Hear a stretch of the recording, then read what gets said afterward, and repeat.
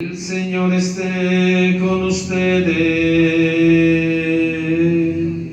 Y con tu espíritu. Proclamación del Santo Evangelio según San Marcos. Gloria a ti, Señor. En aquel tiempo se acercaron a Jesús Santiago y Juan, los hijos de Zebedeo, y le dijeron: Maestro, queremos que nos concedas lo que vamos a pedirte. Él les dijo: ¿qué es lo que desean? Le respondieron: concede que nos sentemos uno a tu derecha y el otro a tu izquierda cuando estés en tu gloria. Jesús les replicó: no saben lo que piden. ¿Podrán pasar la prueba que yo voy a pasar y recibir el bautismo con que seré bautizado?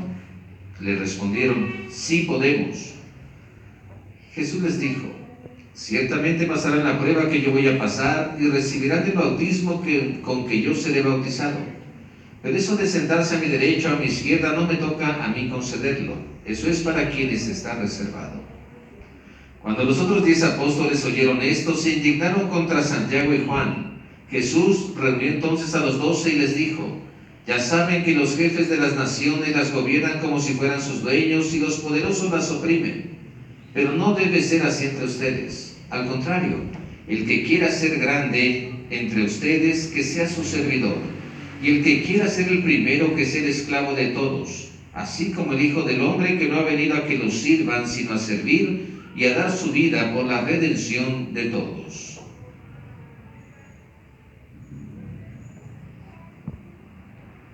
Palabra del Señor.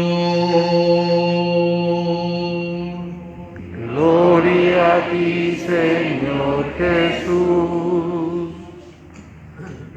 Pueden sentarse un momento. Estamos, hermanos, ante el primer conflicto serio entre la Iglesia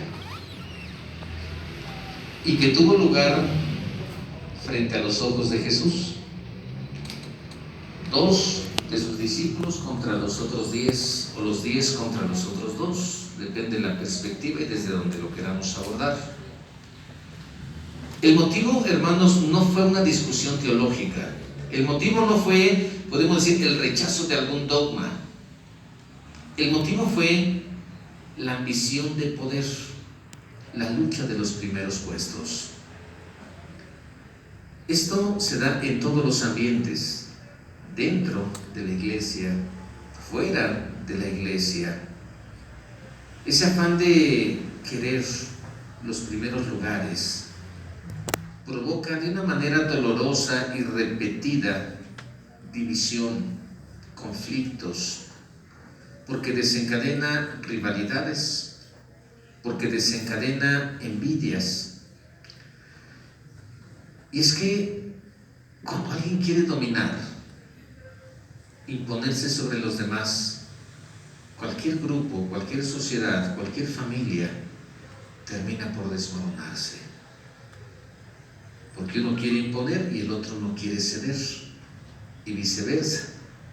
Y entonces se lastiman, causa división, causa conflicto, nacen enfrentamientos con una violencia más o menos explícita, física, psicológica, y muchos terminan optando o por la pasividad, o por la indiferencia, o lo peor, por el alejamiento.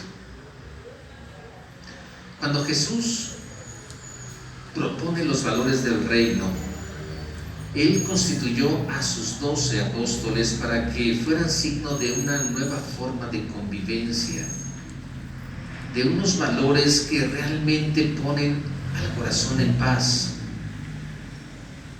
que fueran signo de una sociedad nueva en donde la pretensión de dominio quedara excluida,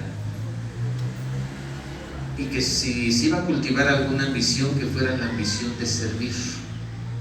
Tarea difícil, sobre todo porque es navegar contra criterios que ofrece el mundo, es navegar contra a lo mejor paradigmas ya establecidos de cómo tiene que desenvolverse uno en la sociedad si quiere resaltar buscar los primeros puestos, buscar los primeros lugares, tener títulos que me hagan distinguirme de los demás, tener estudios que me hagan ver a los demás por encima. Por eso aparecen los títulos, los cargos, las vestiduras nobles para indicar que soy distinto a los demás.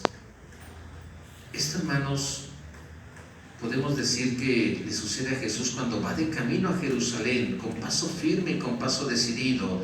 Sus discípulos le siguen entre el temor y apesadumbrados, porque ya en 2 ocasiones el Maestro les ha dicho que tiene que sufrir, que tiene que padecer, les ha anunciado cuál es la función del Mesías. En esta ocasión es la tercera vez que Jesús anuncia, porque anterior a esto que escuchamos nosotros el día de hoy está el tercer anuncio de la pasión de Cristo. Imaginemos, la primera de ellas, Jesús les dice: el Hijo del Hombre tiene que sufrir, tiene que padecer, tiene que morir para resucitar al tercer día. Y Pedro toma la palabra y dice: Señor, eso no te puede pasar a ti, porque el esquema mental que yo tengo del Mesías es de triunfo y tú me hablas de muerte, me hablas de derrota. Yo quiero ver cuánto reino me va a tocar y de repente dices tú que tienes que morir. Eso no te puede pasar a ti. Y entonces Pedro lo que hace es recibir un gran regaño de parte de Jesús. Palabras fuertes que utiliza Jesús: apártate de mí, Satanás. Después, un segundo momento, Jesús va a Jerusalén y anuncia por segunda vez, y los apóstoles, Jesús decide caminar con los apóstoles solamente para instruirlos, para irlos enseñando cosas del reino. Si iban a ser los continuadores de la misión, tenía que ver, bueno, pues con quién estaba hablando, quiénes eran los continuadores, qué es lo que pensaban de él. Y entonces vuelve a anunciarles: el Hijo del Hombre tiene que sufrir, tiene que padecer, tiene que morir para resucitar al tercer día. Ellos lo escucharon, pero ya no quisieron hacerle preguntas porque había cosas que no habían entendido. ¿Y cómo hacerle preguntas al Maestro si ya vimos cómo le fue a Pedro? Mejor vamos a repartirnos el reino. ¿Cuánto nos va a tocar del reino? ¿Quién es el más importante? Por eso cuando Jesús llega a aquella región de Cafarnaúm, lo primero que les dice es: a ver, ¿de qué venían discutiendo en el camino? Híjole, ¿cómo le decimos al Maestro que veníamos repartiéndonos el reino de Dios? Por eso Jesús los siente distantes. Y recordemos lo que hace Jesús: se sienta en calidad de Maestro, y después de ahí los llama, los siente lejos y Él los atrae: acérquense. Y habíamos visto, hermanos, cuando reflexionamos en torno a esta lectura, que cuando sintamos que una persona está alejada, ¿qué hay que hacer? Buscar acercarla. Y si no quiere acercarse, entonces nosotros nos acercamos. Y entonces, donde Jesús aprovecha para decirles: ¿quieres ser el primero? Conviértete en el servidor. ¿Quieres ser el más grande? Conviértete en el último de tus hermanos. Y después, por tercera ocasión, Jesús les anuncia: el Hijo del Hombre tiene que sufrir, padecer, morir y resucitar al tercer día. Y ahí van los hijos de Zebedeo: Señor, concédenos esto. ¿Qué quieren? Pues uno que se siente a tu derecha y otro a tu izquierda. Nada tonto, será los lugares principales. Y Jesús les dice: no saben lo que están pidiendo. Sí, sí sabemos, por eso te pedimos. Pero Jesús estaba hablando de la manera de entender el reino. No habían comprendido entonces la situación del Mesías, no habían comprendido el mesianismo que Él venía a ofrecer, no habían comprendido nada del reino, esos contravalores. Decimos contravalores porque son valores contrarios. ¿Qué es lo que te dice? ¿Quién podía aceptar que si te pegan en una mejilla, preséntale la otra? Que si quieren quitarte esto, dales también el otro. ¿Quién puede aceptar eso? O esa capacidad de perdón, ¿verdad que nada más hasta 7 veces, Señor? No, hasta 70 veces 7. ¿O quién puede soportar eso de quieres ser el primero en el reino de los cielos? Conviértete en el último. Si la sociedad me dice que para ser el primero tengo que vencer todos los demás obstáculos, y entonces sí, quedar hasta arriba de todos los demás, como signo de poder, como signo de distinción. Jesús aprovecha otra vez el momento para instruirlos y decirles: a ver, ¿qué es lo que sucede aquí? ¿Quieres ser el primero? ¿Quieres ser el más grande? Conviértete en el servidor de todos, en el esclavo de todos. Es lo que les dice dice a los hijos de Zebedeo. Y a los demás, porque los demás se indignaron, pero no sabemos si se indignaron porque no habían comprendido lo que Jesús decía o porque se les adelantaron estos dos en algo que a lo mejor ellos ya tenían repartido. Entonces la catequesis fue para todos. Conviértanse en los servidores. Cuando hablamos de servir, hermanos, ¿a qué hacemos referencia?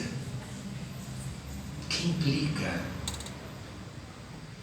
Porque podemos decir, hay que ponernos al servicio, hay que servir a los demás, pero servir a los demás no significa ir ahí como pues sí, yo tengo que servir y entonces sí, vete por los refrescos y ahora vete por las tortillas. Hay que servir. Una cosa es ser servicial y otra cosa es ser servil. Hablamos de servilismo y hablamos de verdadero servicio. Cuando Jesús habla de servir, está hablando de aligerar la carga de las demás personas. ¿Quieres ser el primero? Aligera la carga, a lo mejor con quien vives todos los días. ¿Quieres ser el más grande en el reino de los cielos? Aligera la carga de tu esposo, de tu esposa. ¿Quieres ser el primero? Aligera la carga de tus hijos. ¿Quieres ser el primero? ¿Quieres ser un buen jefe, un buen líder? Aligera la carga de tus trabajadores. Entonces, servir implica respeto, implica saber, implica querer dar importancia a la dignidad de la otra persona, y es cuando Jesús comienza a hablar precisamente de ese servicio como una disposición. Es más, él mismo lo dice, el Hijo del Hombre no ha venido a que lo sirvan, ha venido a servir y a dar la vida por la salvación de todos. Entonces, la capacidad de servir, hermanos, va a estar en una relación, en una proporción directa con la grandeza del corazón de nosotros. No tenemos capacidad de servir, pues significa que tenemos un corazón ahí muy pobre. La nobleza de los sentimientos. Hay que recordar, hermanos, una persona acomedida, una persona que busca servir a los demás, nunca se queda sin alimento, nunca se queda sin consideración. Hoy toca hablar del servicio, después toca hablar de la humildad, pero tal como lo propone Jesús, son pasos que aligeran no solamente nuestra vida, sino que aligeran la vida de los demás, y ese es el objetivo de Jesús. Que no dice, vengan a mí si están fatigados, vengan a mí si están agobiados, porque aquí van a encontrar descanso. Mi yugo es suave, mi carga es ligera. La vida de fe, hermanos, no tiene que ser agobiante. La vida de fe es la experiencia más hermosa que tenemos de libertad, porque Dios nos ha dado la libertad de hijos. Pero a veces solemos confundir y decimos que la libertad es hacer lo que uno quiera y como lo quiera. No confundamos libertad con libertinaje. La libertad siempre es la capacidad que tiene la persona para escoger el mejor camino que lo lleve a ser feliz, que lo lleve a realizarse plenamente. Y ya vimos cómo se va realizando el hombre plenamente, en relación no con acumular cosas, no con el dominio de los demás o de la naturaleza, sino se da en relación con la otra persona, en relación con las personas con quienes convivimos, en relación con la propia familia, en relación con los esposos, en relación con los padres e hijos. Ahí es donde tenemos, yo puedo iluminar con varios ejemplos, pero siempre me quedaré al límite. Aquí al que le corresponde aterrizar la palabra es a cada uno de nosotros. ¿De qué manera puedo aligerar la carga de las personas con quienes convivo? Y entonces ahí estará demostrada mi capacidad de servir. Y mi capacidad de servir se va a regir de manera directa por el gran corazón que llegue a tener. y por la nobleza de sentimientos para poder compartir. Pidamos a Dios, hermanos, que nos conceda esta gracia de aspirar a ser los primeros en el reino de los cielos, demostrando nuestro servicio y nuestra capacidad de amar a los demás. Nos ponemos de pie.